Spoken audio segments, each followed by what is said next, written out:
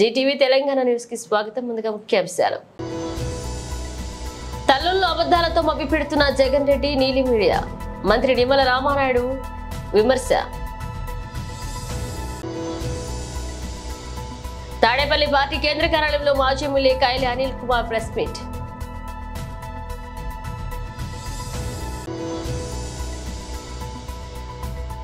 ముంబైలో Indian super paper society towers ను ప్రారంభించిన ప్రధాని నరేంద్ర మోదీ. చంపాపేట డివిజన్ వాసులకు అభినందన సభలో పాల్గొన్న ఈటెల రాజేందర్.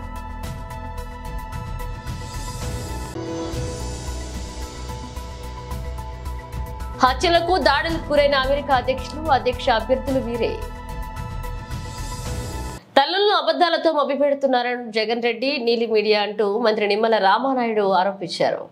పాత్రికేయ మిత్రులందరికీ కూడా ముందుగా నమస్కారాలు తెలియజేసుకుంటూ, అబద్ధాలకు అసత్యాలకు ఈ ఆంధ్రప్రదేశ్ రాష్ట్రంలోనే కాదు ప్రపంచంలోనే పేటెంట్ హక్కు ఉన్నది వైఎస్ఆర్సీపీ పార్టీకి.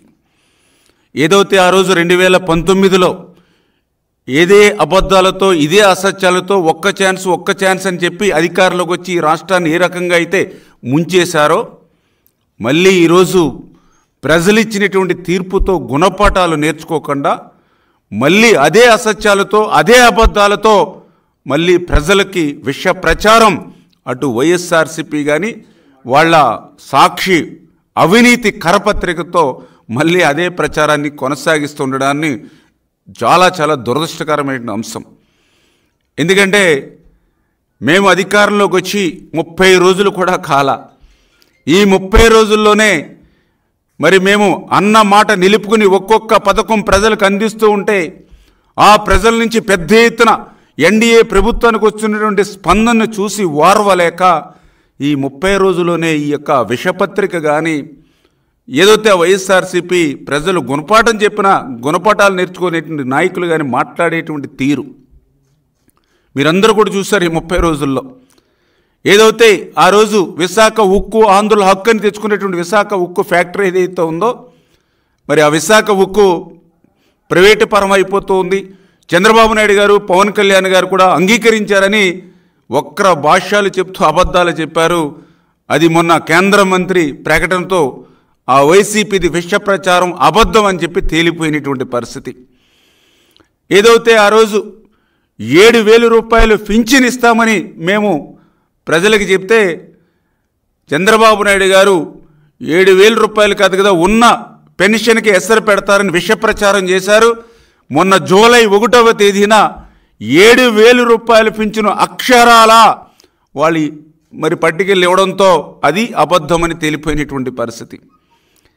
ఏదైతే ఎన్డీఏ ప్రభుత్వం వస్తే ఇంటింటికి పింఛన్ అందదు, గతంలో మాదిరిగా మళ్ళీ మీరు ఏదైతే సచివాలయ చుట్లు లేదంటే మరి పంచాయతీ ఆఫీసులు చుట్టూ తిరగాలని చెప్పి అబద్ధపు ప్రచారం చేశారు.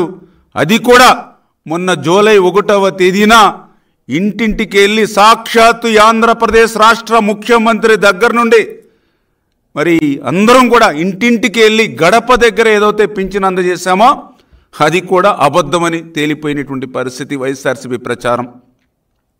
అదేవిధంగా ఏదైతే ఉచిత ఇసుక అమలు కావడం లేదు, అక్కడ కూడా మరి 1,200, 1,400 పెట్టి కొనుగోలు చేసి ఇది ఉచిత ఇసుక ఏంటని ఏదైతే మీరు అబద్ధపు ప్రచారం చేశారో, ఈవేళ ప్రజలే మేము ఏదైతే ఎగుమతి ఛార్జీలు బాట ఛార్జీలు మాత్రమే పెట్టుకుని ఇసుకను ఉచితంగానే కొనుగోలు చేసుకుంటున్నామో, ఉచితంగానే ఇసుకను ఇంటికి తీసుకెళ్తున్నామని ఏదైతే ప్రజలు చెప్తూ ఉన్నారో దానితో అది కూడా మీ విష ప్రచారం అంతా కూడా అబద్ధమని తేలిపోయినటువంటి పరిస్థితి.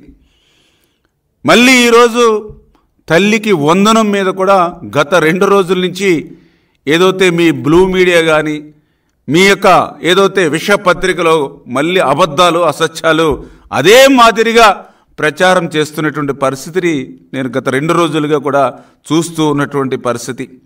తాడేపల్లి పార్టీ కేంద్ర కార్యాలయంలో మాజీ MLA Kaili Anil Kumar press meet నిర్వహించారు. చేసే కార్యక్రమం చేయండి. నిజంగా కూడా ఏమైనా తప్పులుంటే అవి తీసుకొచ్చి వాటిని వెలుగులోకి తీసుకురావడం మీ బాధ్యత. కానీ మీ ఆలోచన ఏ విధంగా ఉందంటే చంద్రబాబు నాయుడు గారు ఒక్కడ బాగుంటే చాలు ఈ రాష్ట్రంలో, చంద్రబాబు నాయుడు గారికి ఒక్కరికే మేలు చేయాలి, మేలు జరగాలి అని చంద్రబాబు నాయుడు గారు భజన చేసే కార్యక్రమం ఏ విధంగా సమంజసమో ఒక్కసారి ఆ ఈనాడు పత్రికా యాజమాన్యం ఆలోచించాలి. ఈ రాష్ట్ర ప్రజలందరూ కూడా గమనించవలసిందిగా మనం చేస్తా ఉన్నా. నిజంగా ఎస్ఐండ్ భూముల విషయంలో ఈ రాష్ట్రంలో అందరికీ తెలుసు, గత ప్రభుత్వ హయాంలో ఎస్ఐండ్ భూముల విషయంలో ఆ రోజు అక్రమాలు చేసింది చంద్రబాబు ప్రభుత్వం కాదా అని చెప్పి నేను ఈ సందర్భంగా అడుగుతా ఉన్నా. ఎందుకంటే దాదాపుగా ఎస్సీ, ఎస్టీ, బీసీ మైనార్టీలకి చెందినటువంటి ఆ రోజు అమరావతిలో దాదాపుగా 1100 ఎకరాల భూమిని మీకు దక్కదు అని చెప్పి ఆ రోజు పేదవాళ్ళని తప్పుదో పట్టించి ఎస్సీ, ఎస్టీ, బీసీ మైనార్టీ రైతుల్ని ఎస్ఐండ్ భూములు మీకు దక్కవని చెప్పి ఆ రోజు తప్పుదో పట్టించి మళ్ళా ఒక జీవో ఇచ్చి వాళ్ళ బినామీలకి దాదాపుగా 1336 మంది ఆ రోజు బినామీలకి ఆ ఎస్ఐండ్ భూములు కట్టబెట్టి మళ్ళీ ఆ ల్యాండ్స్ మళ్ళీ పూలింగ్లోకి తీసుకుంది చంద్రబాబు కాదా అని చెప్పి నేను అడుగుతా ఉన్నా. ఈరోజు అసైన్మెంట్ భూముల మీద వాళ్ళు ఏదన్నా ఒక మాట్లాడే వాళ్ళకి చిత్తశుద్ధి, వాళ్ళకి ఆ హక్కు ఉందా అని చెప్పి నేను మీ ద్వారా అడుగుతా ఉన్నా. అది దాని మీద మీ అందరికీ తెలుసు, కేసు కూడా నడుస్తూ ఉంది. ఆ కేసులో వీళ్ళందరూ కూడా నిందితులుగా ఉన్నారు. వీళ్ళు అసైన్మెంట్ గురించి, అసైన్మెంట్ భూముల గురించి ఈరోజు మాట్లాడడం చాలా హాస్యాస్పదంగా ఉందని చెప్పి కూడా మీ ద్వారా అడుగుతా ఉన్నాను. ఈ రాష్ట్ర ప్రజలు కూడా గమనించవలసిందిగా కోరుతా ఉన్నా. నిజంగా అసైన్మెంటు సమస్య ఈ రాష్ట్రంలో ఈరోజు కొత్తగా వచ్చిన సమస్య కాదు. ఆ రోజు రైతులందరూ కూడా భూమి ఉన్నా కానీ ఇబ్బంది పడే పరిస్థితి. భూమి ఏదన్నా కష్టం వస్తే ఏదన్నా ఒక అరెకరం భూమి అమ్ముకోవడానికో, పావు ఎకరం భూమి అమ్ముకోవడానికో లేని పరిస్థితి ఈ రాష్ట్రంలో దాదాపుగా 1954 నుంచి, అంటే ఈ 70 సంవత్సరాల్లో అసైన్ చేసినటువంటి భూములన్నిటికీ కూడా అటువంటి పరిస్థితి కలిగిన పరిస్థితి అంతా కూడా ఈ రాష్ట్ర ప్రజలందరికీ తెలుసు. కానీ ఏ రోజన్నా ఒక అరెకరం అమ్ముకోవాలంటే, ఏదైనా ఒక కూతురు పెళ్ళొచ్చిందో, కష్టం వచ్చిందో, ఏదైనా ఒక అరెకరం భూమి అమ్ముకోవాలంటే కాగితం మీద ఏదో రాసుకుని అమ్ముకుంటే ఒకవైపు ప్రభుత్వం వైపు నుంచి ఎప్పుడు నోటీస్ వస్తుందా అని చెప్పి ఒక భయం. మళ్ళా ఈ కొనుక్కున్న వాళ్ళు కూడా రాత్రిపూట నిద్ర పట్టిన పరిస్థితులన్నీ కూడా ఈ రాష్ట్రంలో దాదాపుగా 70 సంవత్సరాల నుంచి నడుస్తూ ఉన్నాయి. అంటే పేదలకి ఎప్పుడు కూడా పేదలకి ఇచ్చినటువంటి ఆ భూమి విషయంలోనే ఈ 70 సంవత్సరాల నుంచి అందరూ కూడా ఇబ్బందులు పడే పరిస్థితులన్నీ కూడా మనం ఈ రాష్ట్రంలో చూసాం. అదేవిధంగా ఈ రాష్ట్రంలో స్వతంత్రం వచ్చిన తర్వాత వివిధ వర్గాల ప్రజలందరికీ కూడా అలాట్ చేసేటటువంటి భూములు స్వతంత్ర సమరయోధులకు కానీ, అదేవిధంగా మన ఎక్స్ సర్వీస్ మ్యాన్ కానీ వీళ్ళందరికీ కూడా అలాట్ చేసిన భూములన్నీ కూడా వాళ్ళు 10 సంవత్సరాల తర్వాత అమ్ముకునే అవకాశం ఉంది.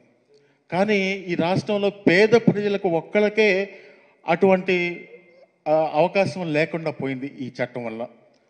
అంటే ముంబైలో Indian news papers society towers ను ప్రారంభించారు ప్రధాని నరేంద్ర మోదీ. मुख्यमंत्री श्रीमान एकनाथ शिंदे जी,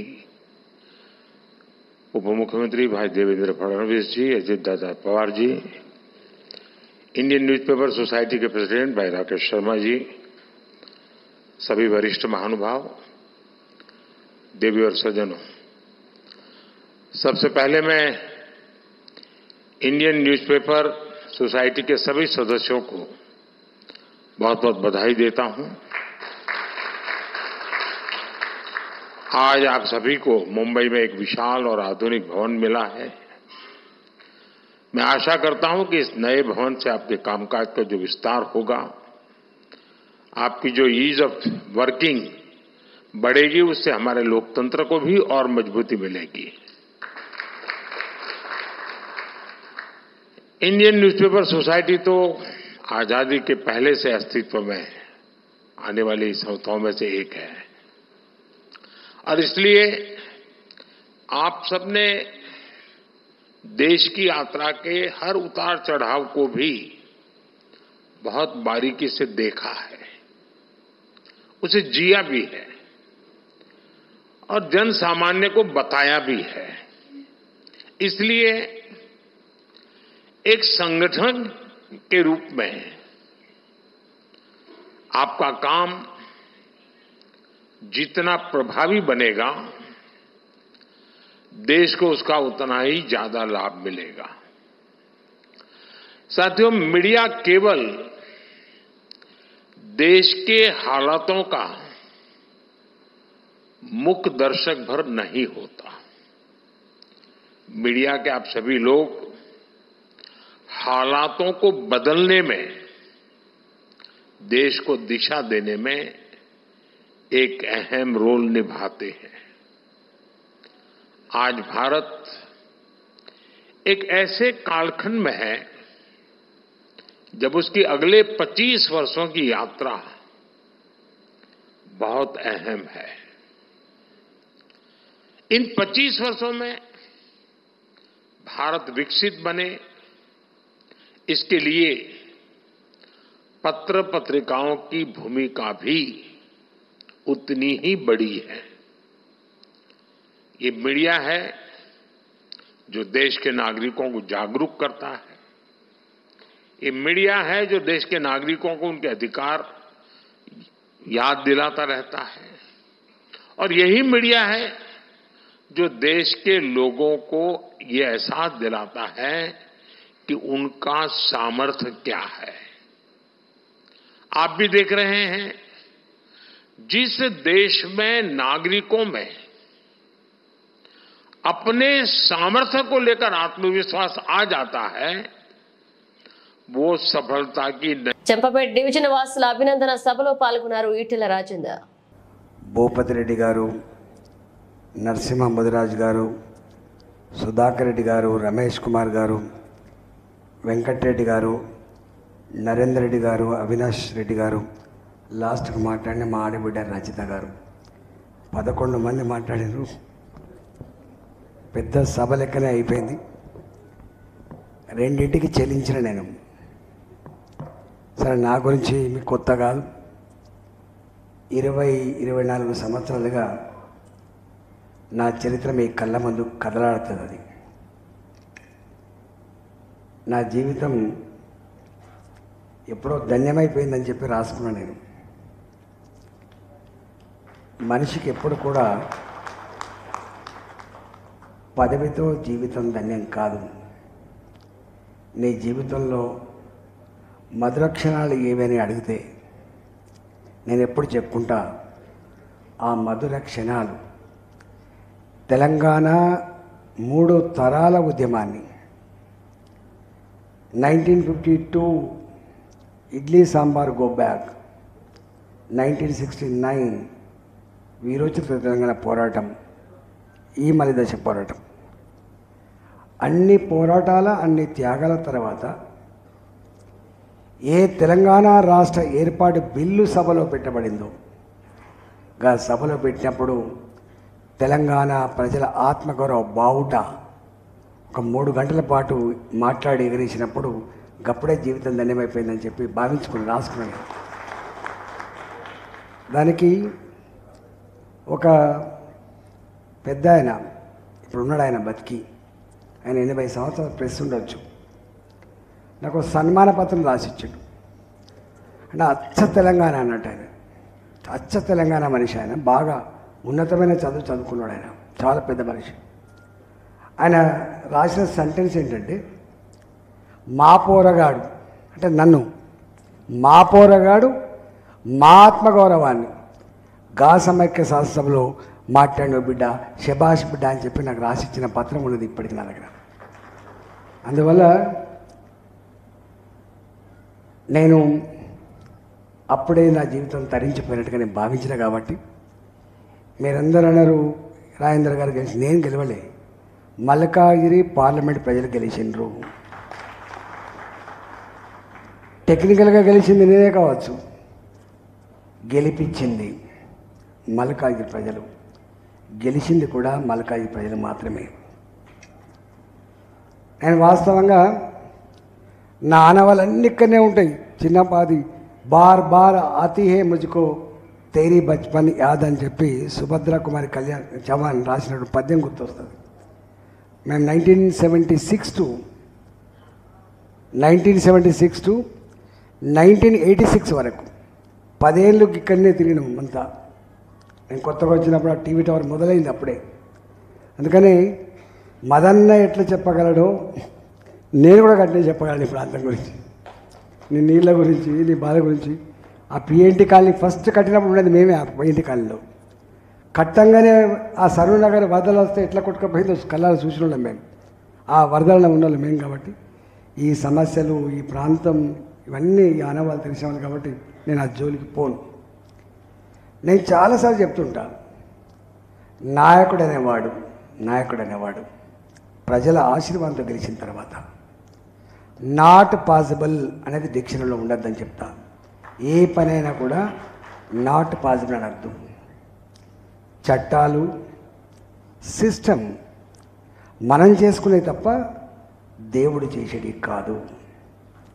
ప్రజల అవసరాలకు సమాజ శ్రేయస్సుకు ఏది అవసరం పడుతుందో గది చేయగలిగేదే ప్రభుత్వం, గది చేయగలిగేవాడే నాయకుడు తప్ప దానికంటే భిన్నంగా ఏముండదు. నేను ఆర్థిక మంత్రిగా పనిచేసినప్పుడు ఈ కళ్ళారా చూసిన నేను. అమెరికా మాజీ అధ్యక్షుడు మరొకసారి దేశ అధ్యక్ష పోటీలో ఉన్న రిపబ్లిక్ పార్టీ అభ్యర్థి డొనాల్డ్ ట్రంప్ పై శనివారం పెన్సిల్వేనియాలో హత్యాయత్నం జరగడం తెలిసింది. అయితే ఇదేమీ తొలి ఘటన కాదు. అమెరికా అధ్యక్షులు, మాజీ అధ్యక్షులకు అత్యంత కట్టుదిట్టమైన భద్రత ఉన్నప్పటికీ గతంలోనూ పలుమార్లు హత్యాయత్నాలు జరిగాయి. మొత్తంగా 4 అమెరికా అధ్యక్షులు దుండుగల కాల్పులో ప్రాణాలు కోల్పోయారు, మరికొందరు గాయపడ్డారు. వాళ్ళు ఎవరంటే అబ్రహం లింకన్. అమెరికా 16వ అధ్యక్షుడిగా లింకన్ పనిచేశారు. 1865 ఏప్రిల్ 14న ఆయన హత్యకు గురయ్యారు. వాషింగ్టన్లోని ఫోర్స్ థియేటర్లో తన భార్య మేరీ టాడ్ లింకన్తో కలిసి ఆ కార్యక్రమాన్ని వీక్షిస్తుండగా జాన్ విల్కిస్ బూత్ అనే దుండుగుడు ఆయనపై కాల్పులు జరిపాడు. ఆయన తెల వెనకాల తోటా తగిలింది. హుటాహుటిన సమీప ఆసుపత్రికి తరలించినప్పటికీ మర్నాటి ఉదయం కన్నుమూశారు. అమెరికాలో 1863లో జరిగిన అంతరుద్యమంలో నల్ల జాతీయుల హక్కులను లింకన్ మద్దతు పలకడంతో పాటు అమెరికా సంయుక్త రాష్ట్రాల్లో బానిసలుగా పనిచేస్తున్న నల్ల జాతీయులకు స్వేచ్ఛ కల్పిస్తూ ఆదేశాలు ఇవ్వడం ఆయన హత్యకు కారణమైంది. జేమ్స్ ఏ గ్యారీఫీల్డ్ అమెరికా 20వ అధ్యక్షుడిగా గ్యారీఫీల్డ్ వ్యవహరించారు. అధికారం చేపట్టి 6 నెలలకి హత్యకు గురైన రెండవ దేశ అధ్యక్షుడు.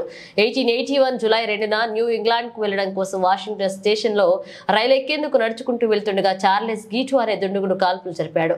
ఈ ఘటనలో ఆయన ఛాతీలో బుల్లెట్ దూసుకెళ్లింది. అయినప్పటికీ ఆయన కొన్ని వారాల పాటు వైట్ హౌస్ లో జీవించారు. టెలిఫోన్ ను కనిపెట్టిన గ్రహం బెల్ ఒక ప్రత్యేక పరికరం ద్వారా గ్యారీఫీల్డ్ శరీరంలోకి దూసుకువెళ్లిన తూట ఎక్కడుందో గుర్తించేందుకు ప్రయత్నించినా సాధ్యం కాలేదు. చివరకు సెప్టెంబర్లో న్యూజెర్సీలో ఆయన కన్నుమూశారు. చార్లెస్ గీటుకు 1882 జూన్లో మరణశిక్ష అమలు చేశారు. YouTube star reality show Bigg Boss fame Shanmukh Deshwanth ఎన్నోసార్లు ఆత్మహత్యకు యత్నించాడట. ఈ విషయాన్ని ఆయనే స్వయంగా వెల్లడించాడు. దీప్తితో breakup, drunk and drive, drugs ఇలా ఒకదాని తర్వాత ఒకటిగా చిక్కుల్లో పడి చాలా కాలం పాటు అభిమానులకు దూరంగా ఉండిపోయిన షణ్ముఖ్ తాజాగా తాను ఎదుర్కొన్న కష్టాలు, వేధించిన ఆలోచనల గురించి ఇన్స్టా స్టోరీలో వెల్లడించారు. మానసిక ఒత్తిడి అనే సమస్య గంటలు, రోజుల్లో తీరిపోయేది కాదని, అది చాలా కాలం పాటు వేధిస్తుందని షణ్ముఖ్ పేర్కొన్నాడు. ఈ క్రమంలో ఎన్నోసార్లు ఆత్మహత్య చేసుకోవాలనుకున్న ఆలోచనలు వచ్చాయని చెప్పుకొచ్చాడు. సమస్యలు ఎన్ని వేధించినా ప్రతిసారి నేర్చుకోవడానికి ట్రై చేస్తున్నారని, ఒకసారి మనం ఆత్మహత్య చేసుకుంటే ఈ ప్రపంచంలో మన కుటుంబం తప్ప మరెవ్వరూ పట్టించుకోరని పేర్కొన్నారు. ఏదైనా సమస్య ఉంటే దానిని ధైర్యంగా ఎదుర్కోవాలని షణ్ముఖ్ చెప్పుకొచ్చాడు. దేవుడు కష్టాలు పెట్టి పరీక్షిస్తూనే ఉంటాడని, ఎలాంటి సమస్యనైనా ధైర్యంగా ఎదుర్కొంటేనే మనకు కావాల్సింది దొరుకుతుందని చెప్పుకొచ్చాడు. తన అనుభవంతో ఇవన్నీ అర్థం చేసుకున్నానని, మీరు స్ట్రాంగ్ కాబట్టి ఏదైనా చేయగలరని పేర్కొన్నాడు. నాగర్ కర్నూలు జిల్లా బిజినాపల్లి మండలం గంగారం జిల్లా పరిషత్ హై స్కూల్లో బదిలీపై వెళ్లిన టీచర్స్ కు గంగారం జిల్లా పరిషత్ ఉన్నత పాఠశాల విద్యార్థులు, టీచర్లు ఘనంగా ఆత్మీయ వీడ్కోలు పలికారు. పాఠశాల విద్యార్థులు మాట్లాడుతూ, మాకు చదువు చెప్పిన గురువులు బదిలీపై వెళ్తున్నందుకు మాకు చాలా బాధగా ఉంది. టీచర్స్ విద్యార్థుల మధ్య ఉన్న బంధాన్ని కోల్పోయినందుకు చాలా బాధాకరంగా ఉందని విద్యార్థులు వాపోయారు. ఆత్మీయ సమ్మేళనానికి అధ్యక్షత వహించిన పాఠశాల ప్రధాన ఉపాధ్యాయులు కృష్ణారెడ్డి అధ్యక్షతన సన్మాన కార్యక్రమం ఘనంగా జరిగింది. ఈ కార్యక్రమంలో ముఖ్య అతిథులుగా గ్రామ పెద్దలు రవి శర్మ, గట్టు మందడి కృష్ణయ్య పాల్గొన్నారు. దేశభక్తిని చాటుతుంది పద్యాల పదములు ఆటల్లో ఆట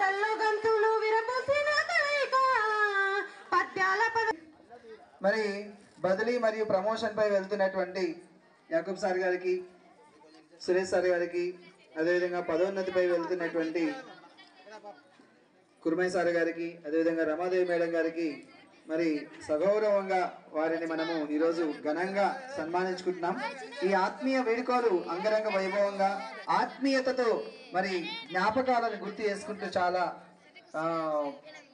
ఆత్మీయతతో సాగినటువంటి, ఆర్ద్రతతో సాగినటువంటి ఈ ఆత్మీయ వేడుకలు మర్చిపోలేనిది ఎప్పటికి కూడా. కాబట్టి మీరు మా మదిలో ఉంటారు తప్పకుండా. మీరు కూడా మమ్మల్ని, మా పిల్లలందరినీ మీ మదిలో ఉంచుకుంటూ ఇక్కడి జ్ఞాపకాలను మీ మదిలో ఉంచుకుంటూ మరి మీరు వెళ్ళినటువంటి పాఠశాలలో మరింత ఉన్నతమైనటువంటి విలువలతో మరి అక్కడ కూడా విద్యార్థులను తయారు చేయాలని కోరుకుంటున్నాము.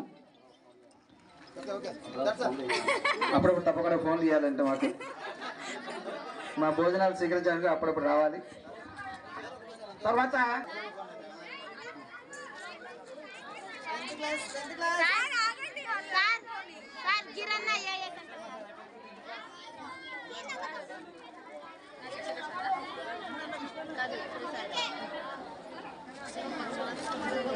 రవిశర్మ గారు మన ఉపాధ్యాయులను సన్మానిస్తున్నారు.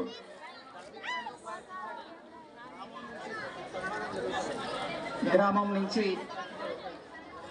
గ్రామ పెద్దలు రవిశర్మ గారు.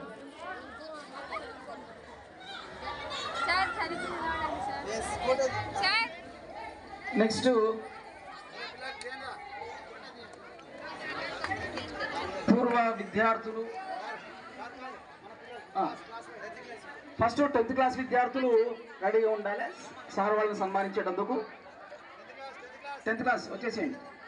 సిద్దిపేట జిల్లా గజ్వేల్ పట్టణంలో ఆషాఢమాస బోనాల మహోత్సవంలో భాగంగా మహంకాళి అమ్మవారి ఆలయంలో ప్రత్యేక పూజలు నిర్వహించారు. మాజీ మంత్రి ఎమ్మెల్యే హరీష్ రావు అనంతరం అమ్మవారి బోనాన్ని ఎత్తుకున్నారు. ఆయన అనంతరం మాట్లాడుతూ ఆషాఢమాసం బోనాల పండుగ శుభాకాంక్షలు తెలిసి అమ్మవారి ఆశీర్వాదంతో అందరూ బాగుండాలని శుభాకాంక్షలు తెలియజేశారు. ఇక గజ్వేల్లో మహంకాళి అమ్మవారి ఆలయ మున్సిపల్ పాలక మండలి, మహంకాళి ఆలయ పాలక వర్గం ఆధ్వర్యంలో మహంకాళి ఆలయం దినదినాభివృద్ధి చెందుతుందని, సకాలంలో వర్షాలు కురిసి అందరూ బాగుండాలని, గత ప్రభుత్వం కేసీఆర్ హయాంలో బోనాల పండుగ ఎంతో వైభవంగా నిర్వహించారని సందర్భంగా గుర్తు చేశారు హరీష్.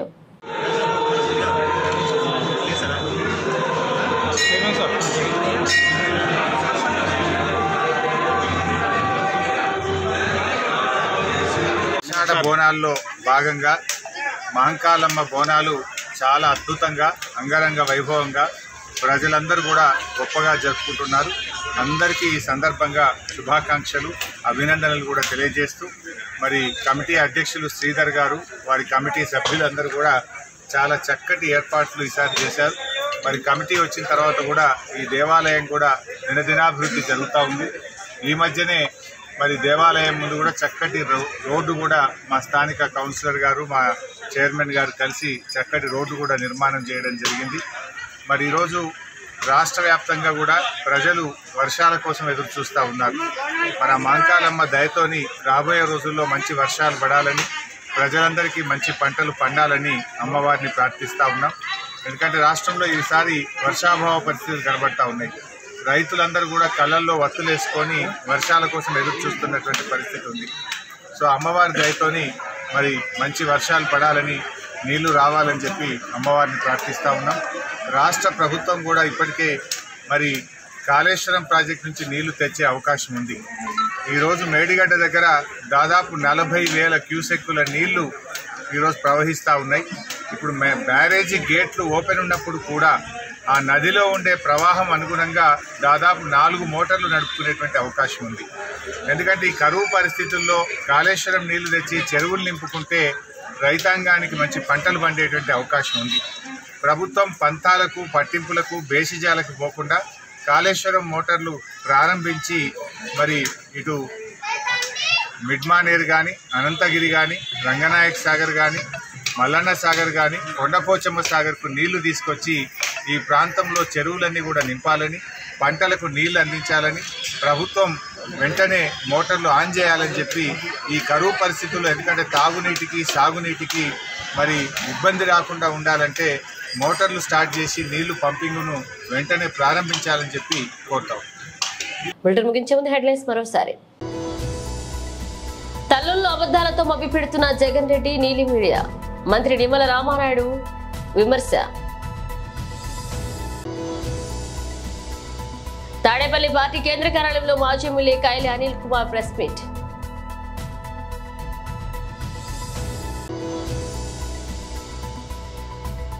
ముంబైలో Indian super paper society towers ను ప్రారంభించిన ప్రధాని నరేంద్ర మోదీ. చంపాపేట డివిజన్ వాసులకు అభినందన సభలో పాల్గొన్న ఈటెల రాజేందర్.